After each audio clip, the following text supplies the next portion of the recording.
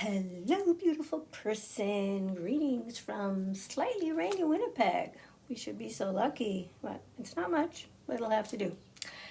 Anyway, today I wanted to talk with you about astragalus. I believe that's how it's pronounced. If I'm wrong, please let me know. And so astragalus is an adaptogen.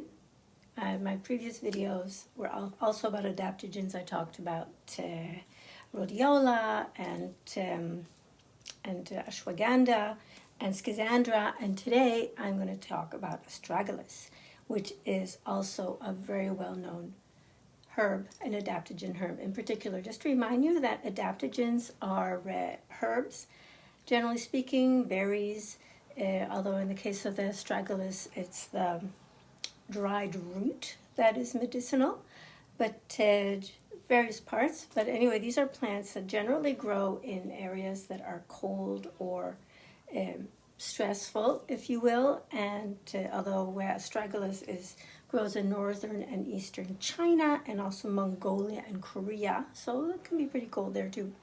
And anyway, these plants have the effect that they help people with stress, and as you may know, helping people with their stress is my jam. So I'm just going to be looking at my notes here a little bit, if you don't mind, but just want to make sure I get it right. So a few things to know about astragalus. So first of all, as like I said, it's an adaptogen. It helps with stress, and it's also used for other things. For example, in traditional medicine, Chinese medicine, it's used for colds and for influenza. Apparently, it is actually an antiviral, which is very cool. By the way, I'm just talking about things that Western medicine has looked at.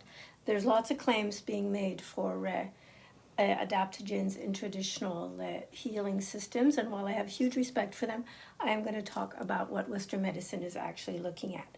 And I have the sources that I have for that.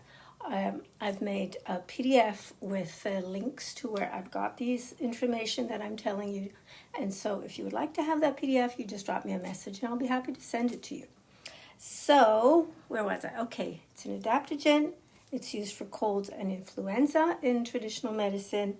There are some studies which would suggest that it's helpful in diabetes. It may lower blood sugar, which is important to know because if you are diabetic and you're taking medications for it and you start using astragalus and other adaptogens, it's important that you tell your doctor this because you may need to adjust your medication.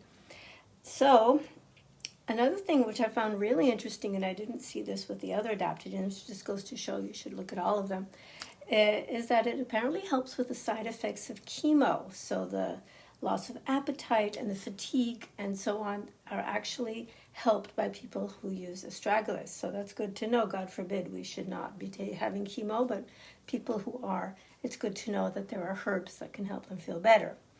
It's an antioxidant, and again, there's been some studies which suggest that it helps with heart disease and with cholesterol levels, so that's good to know.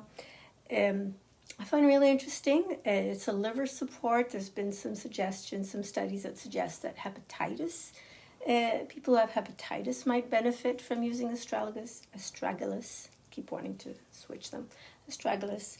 So that's a really interesting study. And also kidney disease, again, it's a supportive medication. It's interesting to see whether that can actually be helpful. There's ongoing studies.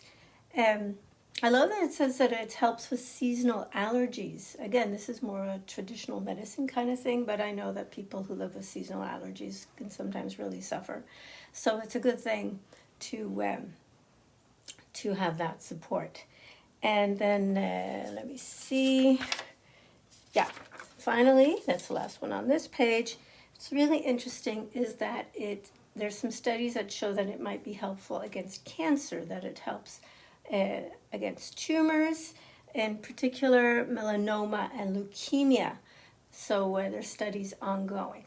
So I just wanted to share this with you because I'm really excited about an adaptogen product that's just come out, and it has all of these adaptogens in it. And so I decided to do some research on this. So if you would like the PDF that has the links where I got the information about these adaptogens, just drop me a message. And yeah, this was number 4. So tomorrow I'm going to be talking about the final adaptogen that I wanted to talk about. So you have a great day. Remember, I love you. I'll talk to you again soon.